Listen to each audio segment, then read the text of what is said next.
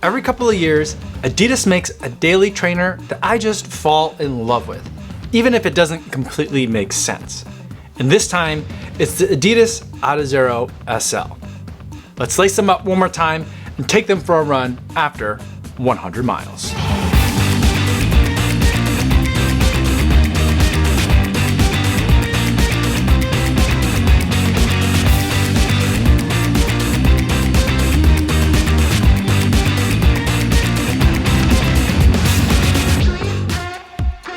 Yo, what's going on everybody? My name is Kofuzi and I'm a not only runner who reviews running shoes here on YouTube. And today I want to talk to you guys about the Adidas Adizero SL.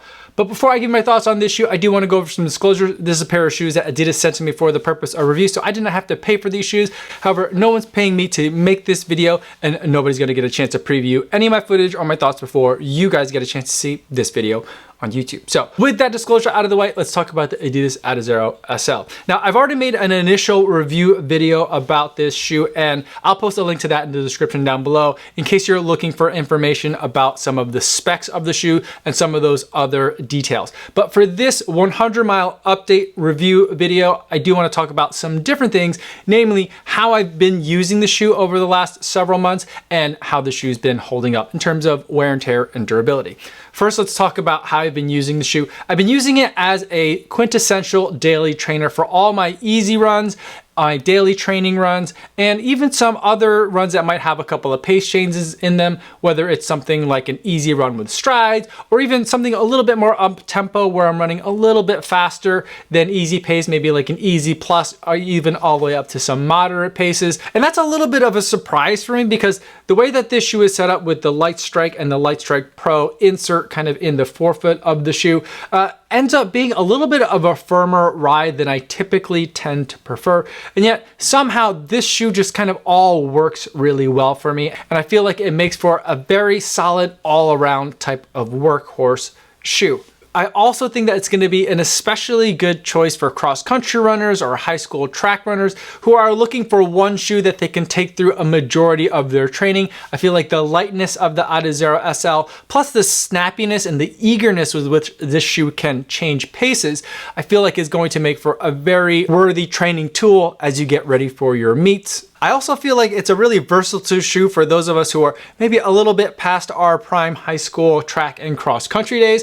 I took this shoe with me on vacation. It was really nice to have for just those easy runs before the rest of my family woke up in the mornings. And also I've enjoyed wearing this shoe casually because I do think it looks really nice. So now let's talk about how the shoe's been holding up in terms of durability. There is a little bit of creasing that's appearing on the shoe, and I think for a foam like Light Strike, I feel like the creasing is a little bit of an indicator that the shoe is starting to compress and lose a little bit of its life. But overall, I feel like at the 100 mile mark from what I'm experiencing, I think that there's a lot of life left in this shoe. And that continues even when we look at the outsole of the shoe. We don't have continental rubber, which is something that we see on some of more premium shoes from the Adidas lineup. But even so, I feel like the rubber that they do have here is holding up really well. There are a couple of areas in the ridges of this outsole where I'm starting to see a little bit of cracks, and some other portions of the outsole where I'm seeing a little bit of wear, but nothing that's really distressing me in terms of the amount of wear that I'm seeing at the 100 mile mark in this shoe.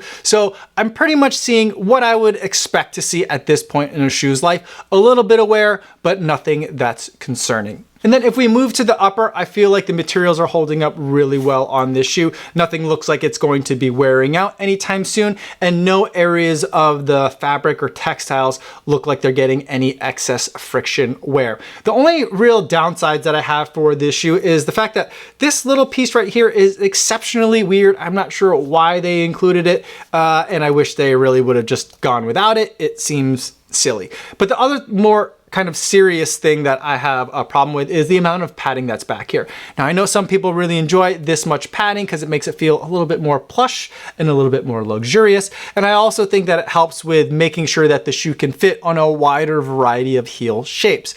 But for me specifically, The downside to this much padding is that in the summertime, anytime sweat drips down your leg and gets into the shoe, this foam is just going to become a bit of a sponge. And so between this and the material that they've chosen for this tongue, as thin as it is, these materials tend to get wet and stay wet. So a lot of times when I've run in the shoe and then gone to pick it up for the next subsequent run, I find that the shoe is still a little bit damp or wet, and that's never a really pleasant thing to step into. But other than that, I feel like overall this shoe is holding up really well. So now let's wrap up the video and talk about some shoes that I think can pair well with the Adizero SL, and then we'll talk about some shoes that I think that you can consider in terms of what is the competition against the Adizero SL as we get into the buying guide. Now, I've already given a couple of recommendations, both for things that pair well with this shoe and things that compete against this shoe in the initial review video that I did. And I feel like those are all good recommendations, but let's do a little bit of updating since it's been a couple of months now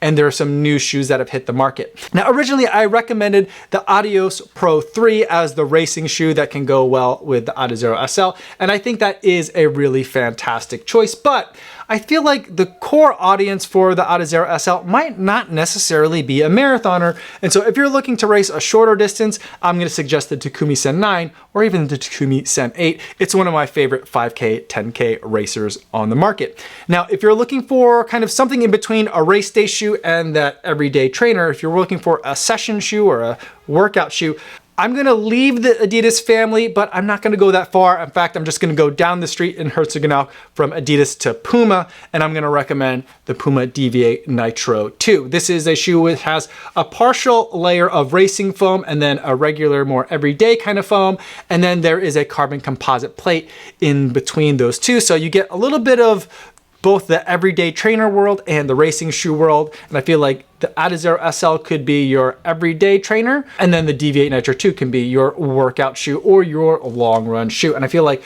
those 3 or 4 shoes could make for a really nice set. Now let's talk about the buying guide for the Adizero SL. Originally it retailed for $120, but it's been a little bit of time now. And currently, as of the filming of this video, I can find it on the Adidas website for $60. I know some of you have been able to find it for even cheaper, and I love hearing from you guys when you can get a really good deal. But let's say it's $60 right now, and we'll set that as the benchmark for what we're gonna compare it against. Now, initially, I compared the Adizero SL against the Pegasus 39 and the New Balance Rebel version 3. And I feel like those are still good recommendations in terms of competitors, but there are some updates that we can talk about. Namely, the Pegasus 40 has since released, and I feel like this is still going to be a pretty good competitor shoe to the Adizero SL. I feel like they're offering a lot of the same things in terms of what they're trying to achieve and how they're trying to achieve it.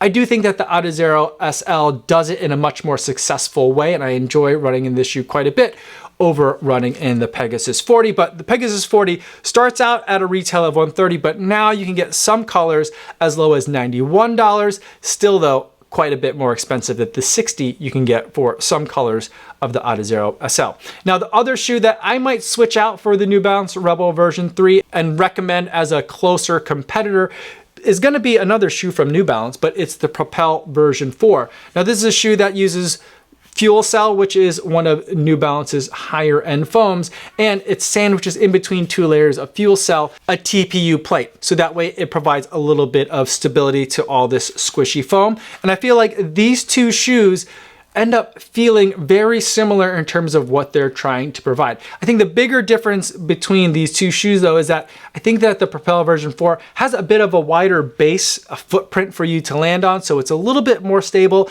and I feel like a little bit slower of a shoe than the Adizero SL, but I also feel like on the Adizero SL, you're not getting quite as much cushion and protection from the roads as you're getting in the Propel version 4. So there's pluses and minuses to each one of those shoes.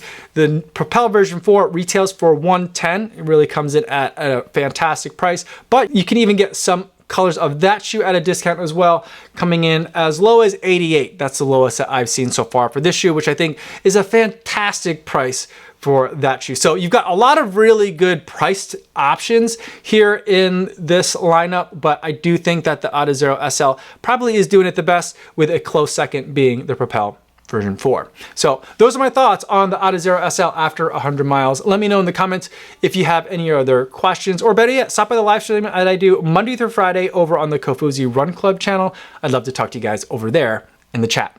That's all for today, everybody. Thanks so much for making it all the way to the end of this video. Hopefully you guys are staying safe out there on your runs, and we'll see you in the next one. Yo, what's going on?